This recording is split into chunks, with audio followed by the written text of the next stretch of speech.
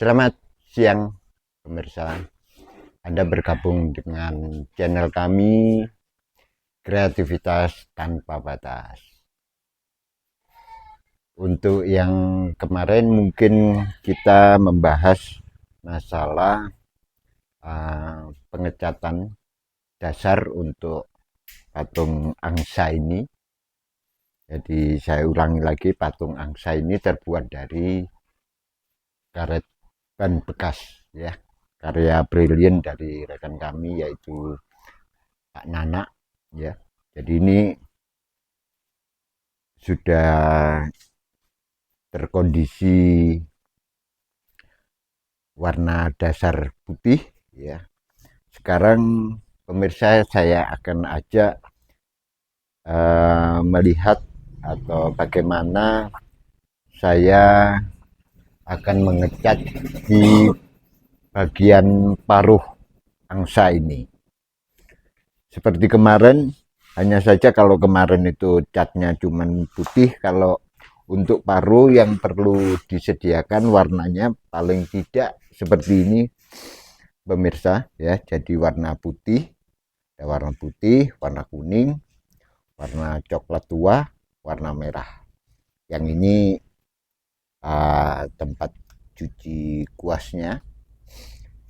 Kalau kemarin untuk dasarnya lebih gede dari ini, yang sekarang kita lebih kecil lagi. Jadi ini biasa dilakukan oleh teman-teman pelukis, ya. Biasanya ini lebih halus, ya, bulunya lebih halus karena kita anggap untuk penyelesaian ini mengarah ke finishing, ya, finishing. Jadi yang pemirsa pahami bahwa catnya warnanya itu, terus jangan lupa ini pencairnya, ya. Kalau saya biasanya pakai pertalit, ini hampir sama dengan thinner yang biasa dijual di toko-toko. Oke pemirsa, kita mulai lagi atau mengarah kepada pengecatan bagian paruh angsa. Jadi karena sudah didasari, mungkin sekarang kita lihat ini angsanya, bagian paruh ini kita warna kuning, ya. Jadi kenapa mesti kuning? Karena nanti paruh itu sendiri sebetulnya warnanya itu ada paduan warna oranye, mulai dari oranye ke kuning-kuningan, sampai ke ada yang mengarah ke bagian putih, ya. Jadi gradasinya itu dari oranye sampai putih. Jadi di antara oranye itu sendiri akan muncul warna kuning yang kekuning-kuningan, tapi oranye tidak matang, ya. Jadi kalau bukan oranye murni, ya. Jadi ini yang saya lakukan adalah bagian celah, ya, celah-celah ini. Mohon maaf ya pemirsa. Jadi karena ini dari ban bekas, seperti yang kemarin saya sampaikan, di situ akan muncul karakter ban bekas itu sendiri, pasti ada lekuk-lekuk yang bagian ke dalam. Jadi bagian dalamnya, mohon maaf saya ulangi lagi, jadi bagian dalamnya ini harus tersentuh oleh cat kuning ini, ya. Nah, ini untuk yang pertama. Nah, nanti untuk yang kedua ada pengulangan,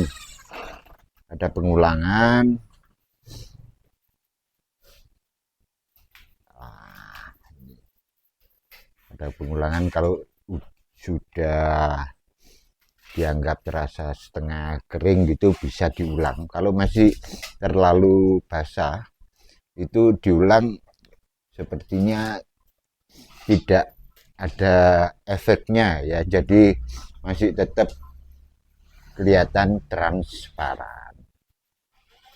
Jadi kenapa mesti harus ada 2 kali pengecatan, karena kalau kita langsung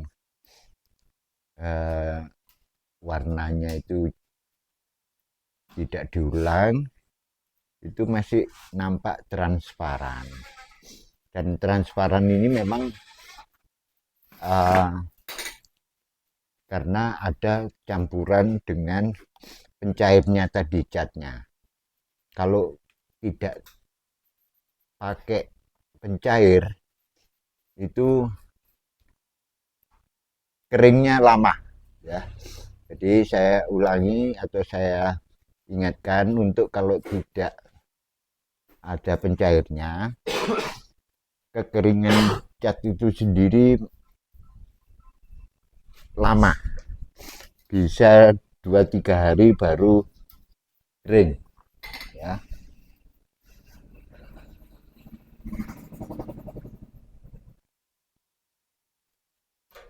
Nah, ini benar-benar bagian paruhnya Anda teliti, semua bagian harus tersentuh oleh cat yang kita harapkan.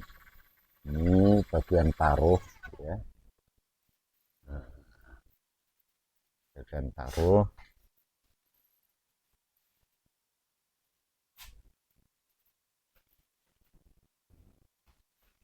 Bagian paruh.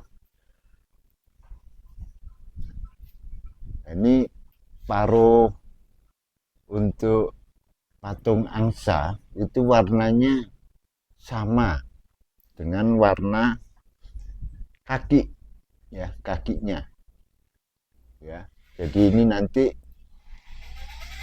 pemirsa bisa sambil menunggu keringnya di bagian paruh, kita bisa lakukan juga untuk bagian kaki angsa. Nah, untuk bagian kaki, mohon maaf ini saya mesti harus pakai kuas yang agak besar lagi.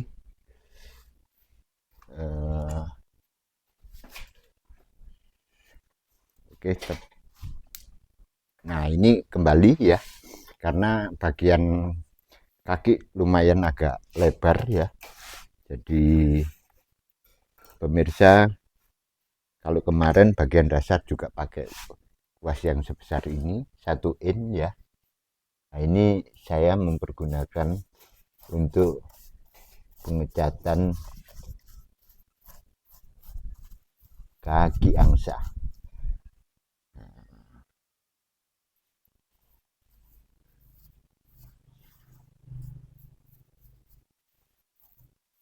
Nah, ini bedanya kalau dengan olesan patung, ini tidak seperti patung-patung yang terbuat dari resin atau semen ya.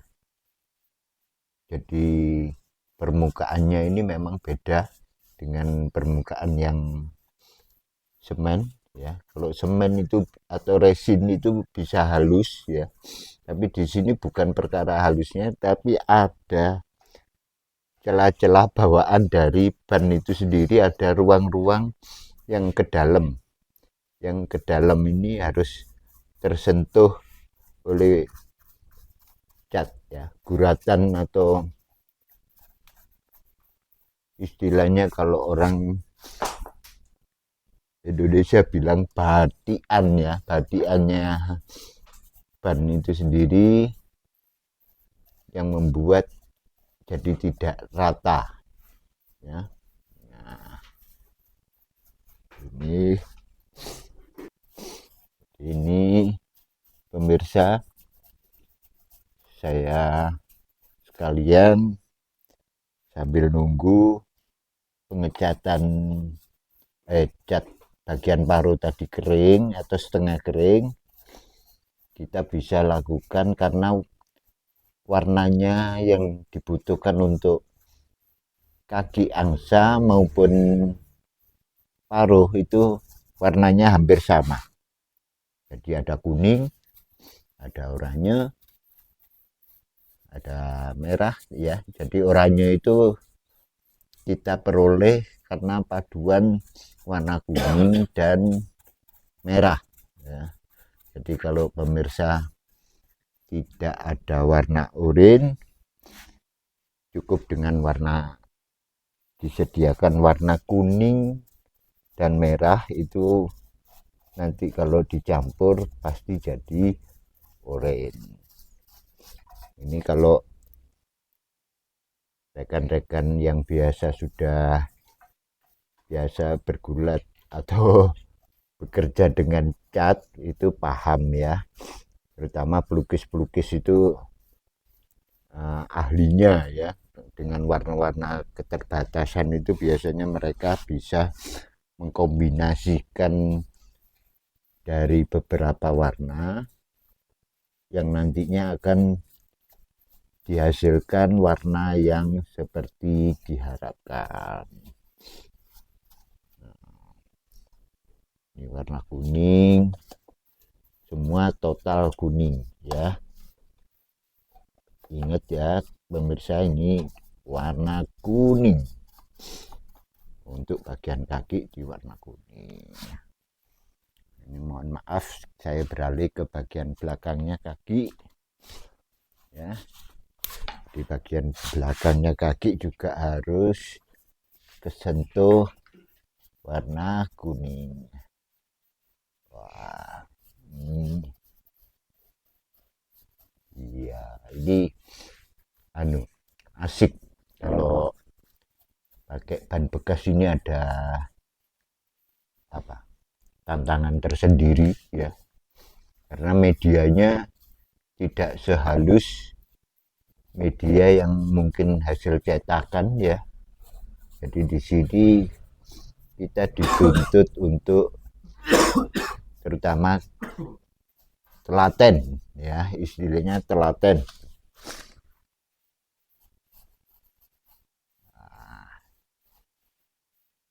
Oke, bagian belakang sebelah kiri udah. Nah, sekarang bagian kanan. Oke, bagian kanan. Oke, ini saya mungkin angkat sedikit.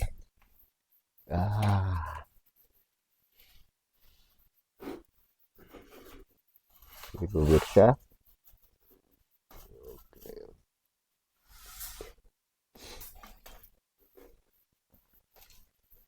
Nah, kebetulan posisi angsa ini sendiri memang ada di bawah ya, jadi sedikit ada perlakuan patungnya ini saya angkat sedikit untuk mencapai bagian yang dalam, yang kebetulan pengecatannya harus kita melihatnya ke bawah ini, ke bagian bawah ini. Oke. Tapi karena patung ini sendiri dari karet, jadi tidak memerlukan alat khusus untuk membuat patung ini bisa digoyang atau dimiringkan seperti harapan kita. Jadi ini lebih ringan ya, lebih ringan.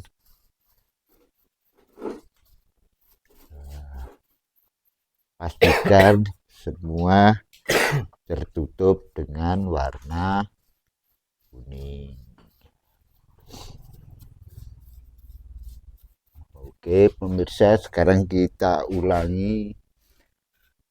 Semoga ini bagian paruh juga sudah mulai mengering. Jadi saya mempergunakan, nah ini untuk yang kedua kalinya ya, untuk yang kedua kalinya.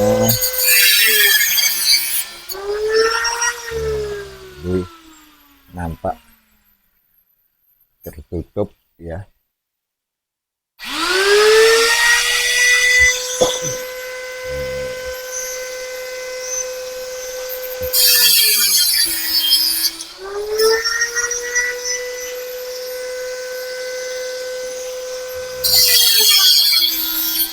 Oke.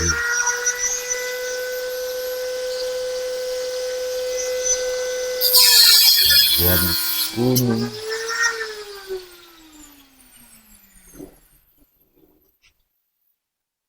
Nah, ini terus ini mahkota ya, mahkota angsa itu sendiri. Jadi sebelum menyentuh ke mahkotanya, seperti kemarin saya sampaikan, pengecatan itu sebaiknya dari bagian atas ya, karena kalau ada terjadi tetesan ya, tetesan itu tidak mengganggu bagian bawah. Nah, ini salah satu langkah yang kuning. Nah, untuk mencapai urin ya, saya biasanya langsung ya, ada kalanya rekan-rekan biasanya ada yang pakai berupa palet, tapi di sini karena mungkin ya karena saya sudah biasa, jadi ini langsung saja merahnya ini saya goreskan ke bagian mahkota ya. Bagian mahkota ini memang ada paduan antara warna kuning dan merah ya. Nah, ini tidak perlu takut pemirsa ya, atau ragu. Jadi anggap saja ini memang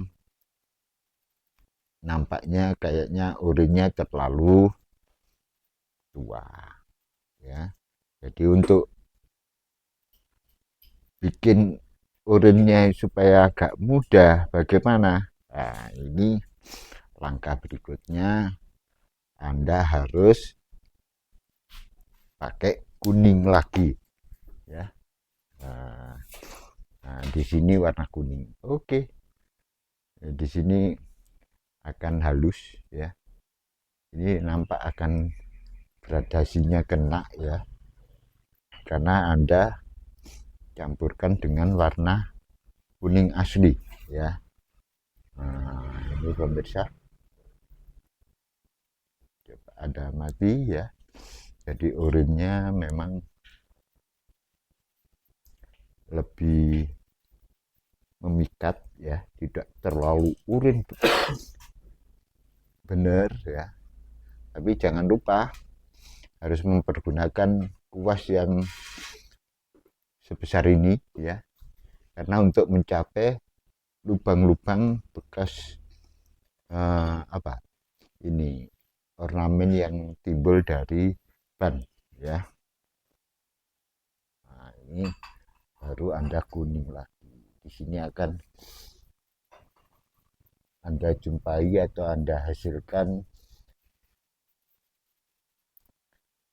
warna-warna seperti mahkota dari angsa itu sendiri. Nah, ini bagian kiri kanan hampir sama. Bagian kiri dan kanan ini hampir sama.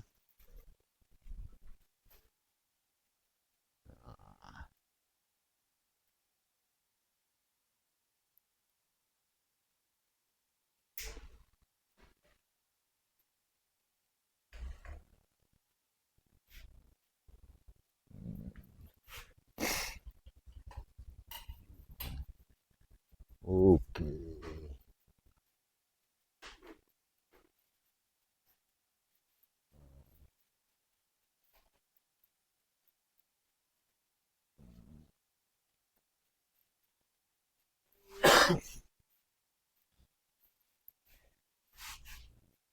Ini pemirsa ya, Anda bisa lihat bagaimana ini ada sedikit di sini butuh warna merah ya, warna merah. Jadi nah, ini yang Anda tempuh nanti untuk mencapai gradasi ya. Nah, ini baru kita sentuh dengan bagian kita tambahkan dengan warna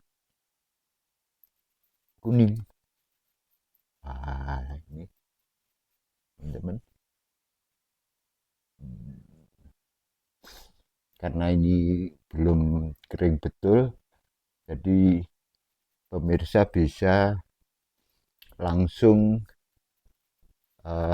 mengaplikasikan, istilahnya ada yang bilang mengeksekusi ya, karena masih bisa dicapai untuk mencapai warna-warna gradasi.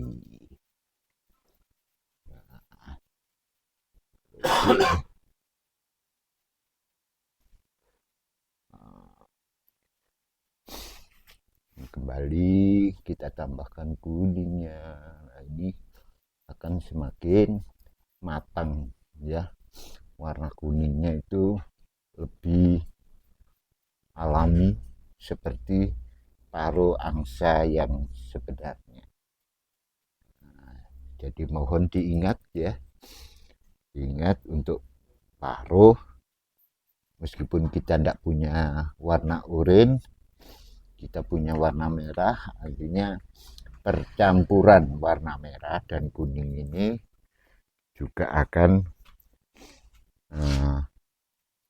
menjadikan paro itu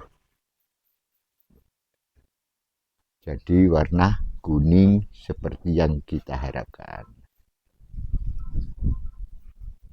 Oke.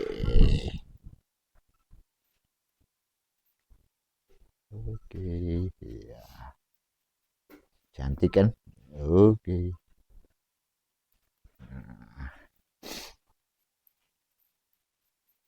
Supaya lebih hidup lagi, pemirsa, ini kita jangan lupa pasti sedikit ada dikasih warna putih ya, supaya nanti ini makin hidup paruhnya ya. Jadi di bagian-bagian tertentu harus ada warna putihnya.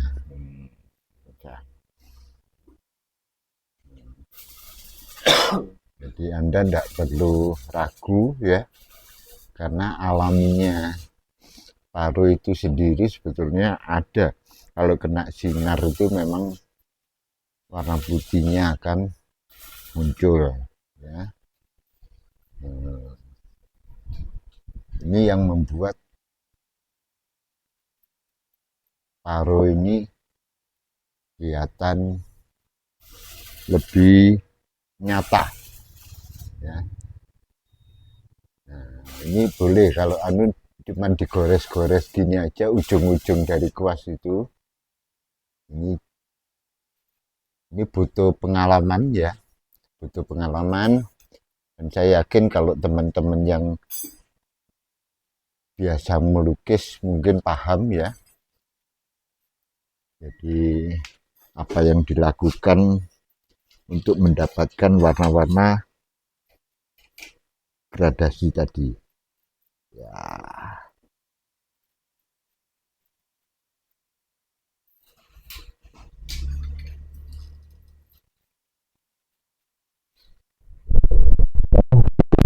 Jadi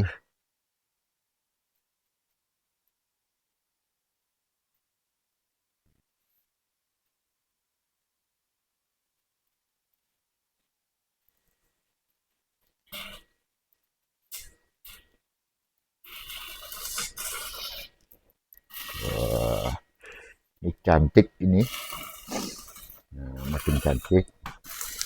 Ini pemirsa boleh lakukan lagi sedikit untuk mempertegas ya, mempertegas warna mahkotanya ya. Oke.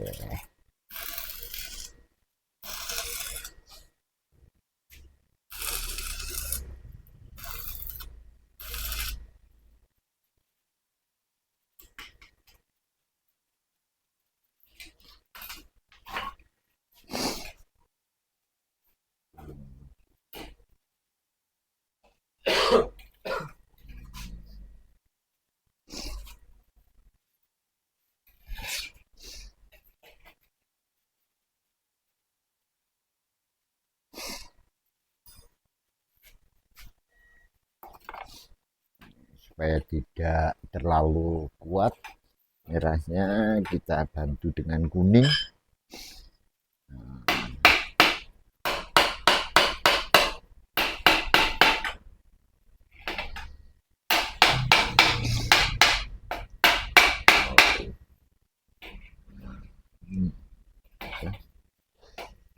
Oke, sekarang bagian bawah, pemirsa, bagian paruh bagian bawah ya, ini supaya membedakan antara paruh bagian bawah. Jadi di sini akan dapat lebih matang lagi ya, lebih matang dari bagian atas ya, bagian atas. Jadi ada unsur urinnya.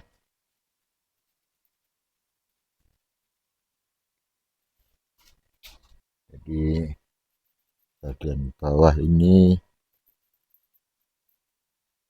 cenderung bisa digelapkan. Ini artinya kita supaya mendapatkan warna yang sesuai, lebih nampak alami ya, lepas dari sebetulnya paruh itu sendiri sebetulnya didominasi dengan warna kuning ya, tapi di sini untuk supaya lebih menarik itu memang harus ditambahkan dengan warna kuning. Oke, saya coba dari sebelah sini untuk mendapatkan. Nah ini pemirsa,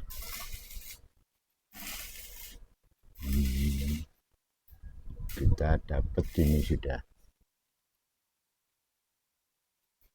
Oke.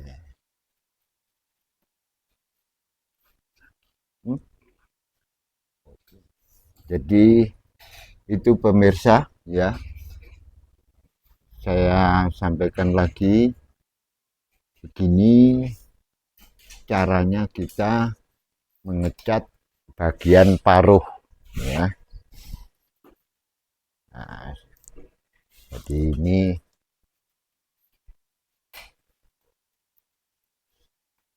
hampir selesai ya, tinggal sentuhan terakhir itu warna putih.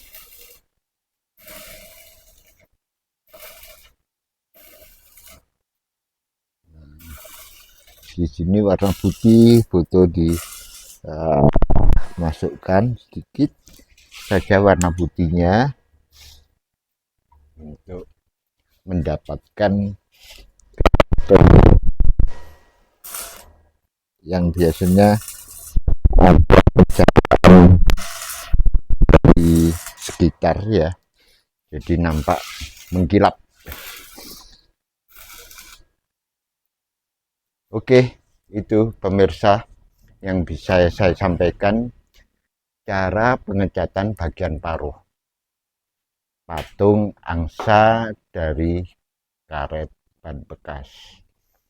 Lain waktu kita ketemu dengan pengecatan media atau bentuk yang berbeda. Sekali lagi saya ucapkan terima kasih. Jangan lupa subscribe, like, dan share. Selamat siang, sehat-sehat selalu.